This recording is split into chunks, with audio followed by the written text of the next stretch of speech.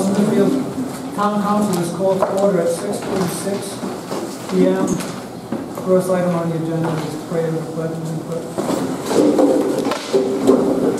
Lord, assist with thy Holy Spirit, counsel all those who serve in the position of authority and the United States of America, and to the republic for which it stands, one nation, under God, indivisible, with liberty and justice for all.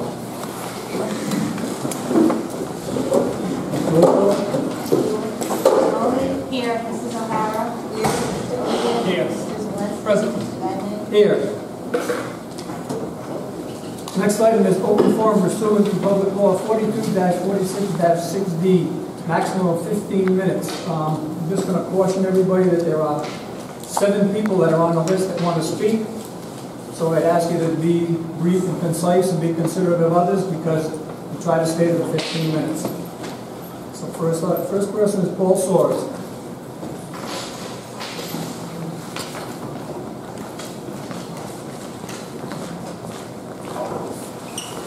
Paul Soares, Sales Hill Road.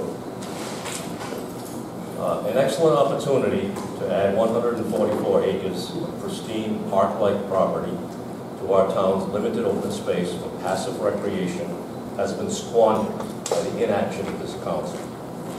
In February of 2018, Rhode Island DEM awarded the town a grant of $400,000 toward the purchase of the Gold Forest, stating, quote, "This property represents an interesting diversity of habitats and historic resources. Open fields, pond frontage, and upland forests create a diverse array of habitats, while a series of well-maintained trails make this property ideal for public recreation opportunities," end quote. The town-sponsored appraisal confirmed the asking price of $1.9 million was realistic. The survey of residents indicated 79% supported acquiring more open space. Voters approved an open space bond in the amount of $3 million, of which approximately $2.5 million remains available.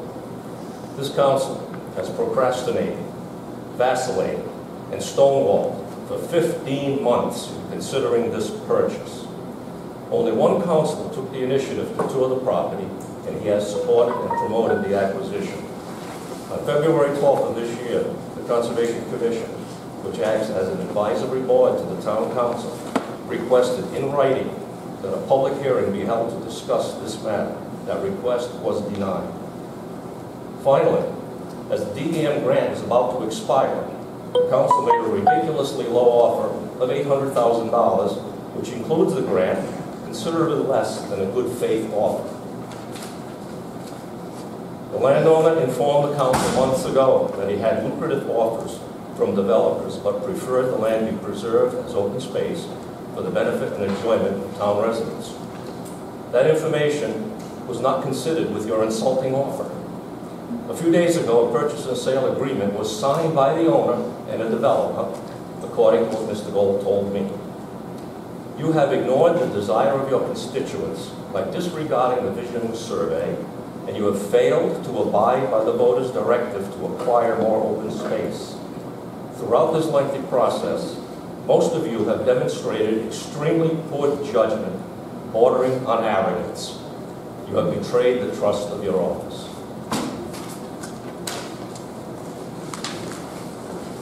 Next is Chris Gerard.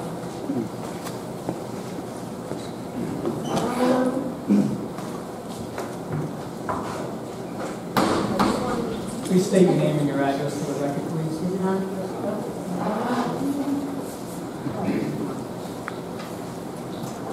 Mr. Gerard, 6 Stanford Street,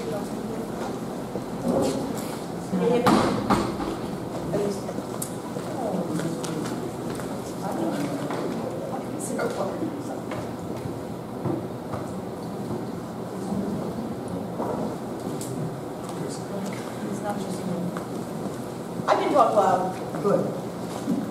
So last year, the people in my neighborhood, Union Village, came over here to say everyone in the neighborhood was on board with a block party to close the street. And it's not true. They have a petition, I see them here tonight with the paper. but no one asked us to sign it. And it's not a dead end. It's a plat. There are over 40 houses in this plat. It's Homestead, Vanford, Gilfillan, Getchell, O'Donnell, if you're familiar with the neighborhood. It's quite honestly an inconvenience to close the street down for the day. You gotta go all the way around. Last year they closed it off, so you'd come up O'Donnell if you're familiar, go by Vanford, 2 houses, and at the corner of Vanford and Homestead, you couldn't go right, left was where the party was, right, there was nothing going on, but they wouldn't let you go right. So people backed up, turned around in our driveway, which was newly paved, and many people don't know if you don't give it gas when you turn your wheel on a newly paved driveway, you can leave ruts. So I was like watching everyone. I wish I hadn't taken the stakes down 2 days earlier, but that's another point. So, I mean, if they want to call it a Union Village block party, there's a park 1 street over on Milton, and nobody does anything with it. There was a playground there at one time, now it's just a big open lot. So why not have your Union Village block party there? Why close off the street where you have to, I don't know who paid for the police last year, or if they didn't have it, but it's an inconvenience when you gotta go all the way to Pound Hill, you gotta come out on Pound Hill, which I rarely do because people drive too fast on Pound Hill, so I rarely exit and enter from Pound Hill, even though sometimes it's more convenient. But not with 146 having construction because there's a stop sign at the end. It's too much. But in my day-to-day, I go out Great Road, up Homestead, Great Road. I don't speed up Great Homestead, I just drive the speed limit. But I can understand if maybe it was a cul-de-sac, there were houses on the street, you wanted to close the street down to a dead end. But when you're dealing with a plat, where all the streets intersect, it's just, it's not fair to close it. And I don't know of many towns in Rhode Island, but I did some research and there are towns in other states that have a policy when you're going to close a street. And it's not just having a group of people come and say everybody's on board.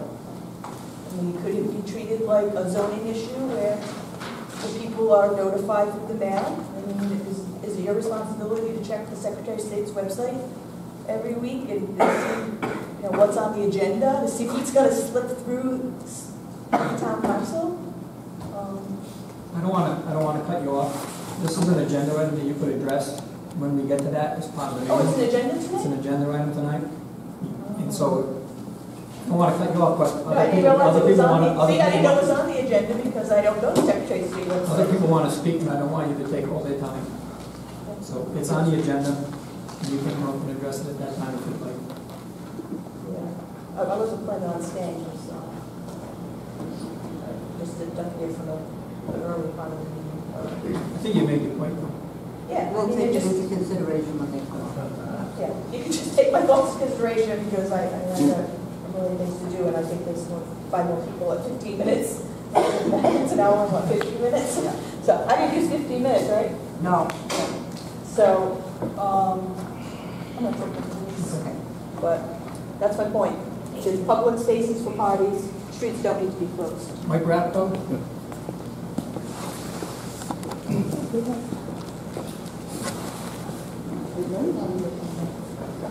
Code 25 Old Newport Road. I congratulate the council for putting the agenda item on open space. Unfortunately, it's the last item of the meeting tonight. We talk about executive session and the goal. It's almost like it's flip-flop.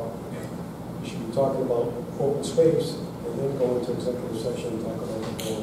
But I do congratulate the council for taking the time, because in Cumberland, it took the council a long time to negotiate 229 acres with the Sisters of Mercy, and they bought that land for $6,500 an acre.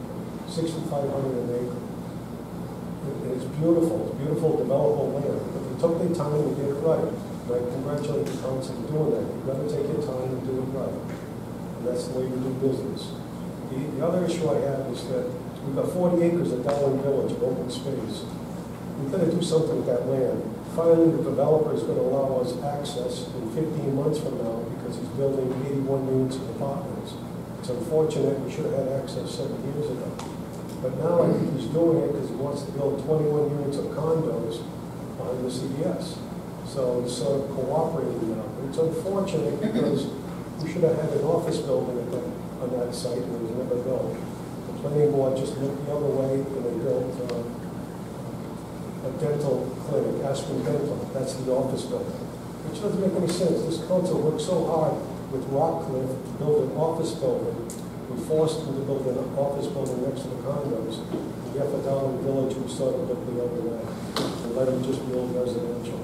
But I really want to talk to you what happened at the zoning board when I brought an issue about the wind turbine and town-owned property in Darwin Village. I mentioned the fact that, did they get a special use permit? Everything was approved for a wind turbine on the town-owned property. Mr. DePasquale was at the meeting. At the end of the meeting, he got up and said it wasn't his fault that the wind turbine wasn't built. It was the town council at the time, not this council. 7 years ago, the council refused to sign a contract because DePasquale needed 90 days of leeway in case there was a missed payment that his bank would not finance the project. Now, this is Mr. DePasquale's version of the story. I've never gotten an answer from the council. I would like an answer eventually in writing as to why the council refused to sign a contract for that wind turbine. The good news is Mr. DePasquale still wants to build a wind turbine on that town-owned property. He's willing to work with the council, so maybe it's something to consider after you do the budget in June, or maybe in July you sit down in an executive session with Mr. DePasquale. We've lost hundreds of thousands of dollars of revenue over the last 7 years if we would have had that wind turbine. So it's 40 acres of land, it's already set up, it's a matter of just going back to planning, zoning, but all the FAA and all the special wind studies, they've all been done. So the fact is we can't get access to the property for 15 months. So it might be an opportune time in July, August to sit down with Mr. DePasquale and think about maybe trying to put up a wind turbine on that property. He's willing to do it, put up that wind turbine. So I hope we can make things work out. But again, council, I think you're doing the right thing, you're taking your time. And it's a matter of just, once the budget is done, maybe we'll have more time to address a lot of these other issues. But I disagree about the goal, rushing to buy the gold, because even though he's signing a contract for solar, you only can put up 1 megawatt per 5 to 6 acres. And the power lines on Route 7, they only can handle 6 or 7 megawatts. They can't handle a lot of power. So if he wants to put up a major project, it's going to be 50 to 60 acres, which I don't think is going to happen. So I wouldn't feel threatened that he wants to build. So thank you very much for listening. Carol Ayala.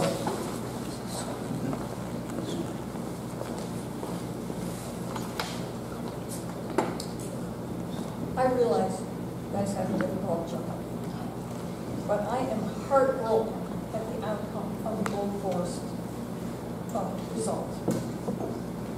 Because it truly could have been the nicest part in northern Rhode Island. You've seen it, you know.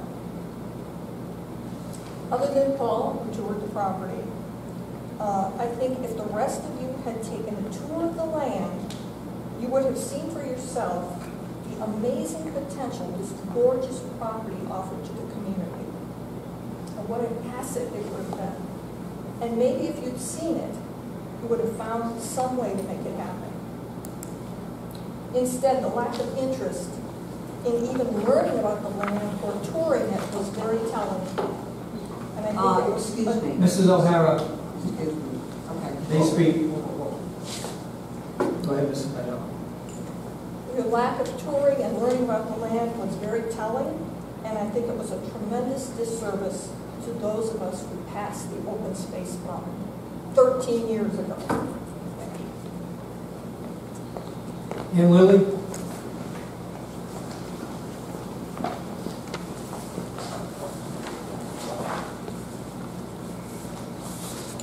I'm going to try to shout into the microphone. I wanted to thank the two town councilors that attended our committee's discussion on energy infrastructure, and that was Claire O'Hara and DJ Ogier. And I think one of the things that came out of that meeting was that we liked, the people that participated really liked the opportunity of kind of opening up the idea of how we do things as a government and as a town. And I just wanted to invite the town council to perhaps start thinking of maybe us doing things a little differently, a little more openly, maybe doing things a little more engaged, maybe just doing things like maybe offering 1 month or one town council meeting a month, have childcare, or just kind of think outside the box where we can get people more engaged, or going to the different boards and committee meetings. I think we can really start to build more consensus and more involvement so that things don't always come to the final crunch and everybody's all upset, and it seems like people feel that they didn't get a chance to put in their input. I think we could really work on building those kind of processes as maybe a norm in our town and a healthy way of doing it. Thank you. Cynthia Roberts.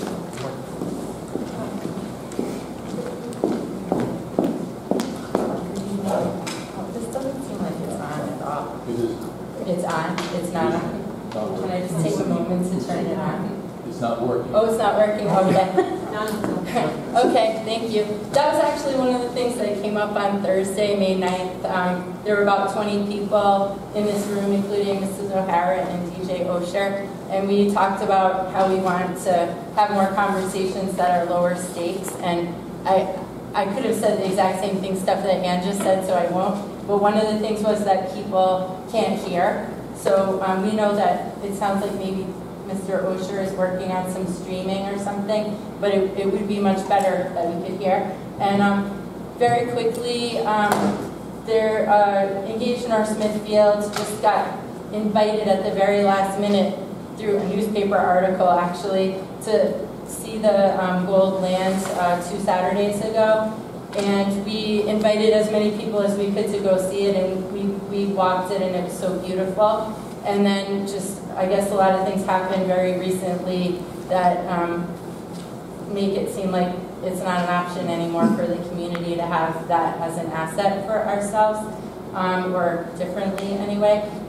So I'm just going to take a couple minutes to read a letter that someone sent to me this morning, and actually sent it to the town council and asked me to post it and read it into the record. So it's Dear North Smithfield Town Council members. It's from Gail McMahon from North Smithfield. I don't have her address on here. I believe she lives in Slatersville. Last Saturday, we took advantage of the ability to tour Gold Forest in North Smithfield. It's truly a beautiful piece of land.